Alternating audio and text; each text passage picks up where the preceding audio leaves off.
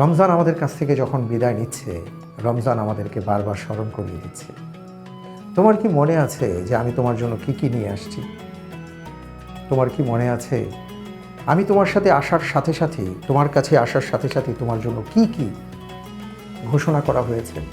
তোমার জন্য জান্নাতকে সজ্জিত করা হয়েছে, তোমার জন্য শয়তানকে শৃঙ্খলাবদ্ধ করা হয়েছে, তোমার জন্য জাহান্নামের আগুনকে বন্ধ করা হয়েছে, তোমার জন্য জান্নাতের দুয়ারকে উন্মোচন করা হয়েছে। তোমার দোয়া যেন ঠিক মতন কবুল হয় সেই জন্য আল্লাহ তাআলা আকাশের দুয়ারকে খুলে দিয়েছেন। আমি তোমার কাছে এসেছি, তুমি আমাকে বরণ করে নিয়েছো।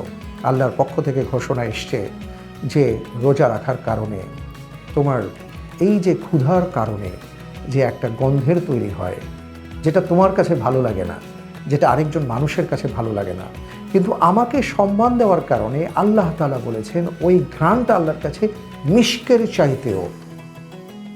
চাইতেও উত্তম। সুবহানাল্লাহ।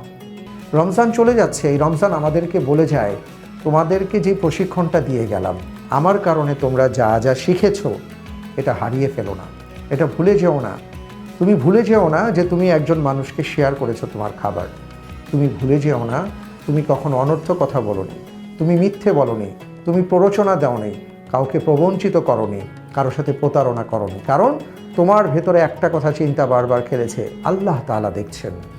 এই কারণে তুমি না খেয়েছিলে, তুমি পানাহার থেকে বিরত ছিলে, পাপাচার থেকে, অনাচার থেকে, কামাচার থেকে বিরত ছিলে। ভুলে যেও না আমি চলে যাচ্ছি, মহান রব এখনও আছেন।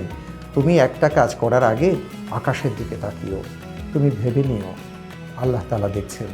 যে মহান রবের ভয়ে পিপাসার্ত অবস্থায় পান করিনি, যে মহান রবের ভয়ে ক্ষুধার্ত অবস্থায় আহার গ্রহণ করিনি, সেই মহান রব তো এখনও দেখছেন আমি কি করে তাকে ফাঁকি দিয়ে অনৈতিক কাজ করি, আমি কি করে ফাঁকি দিয়ে আমি পাপ করি।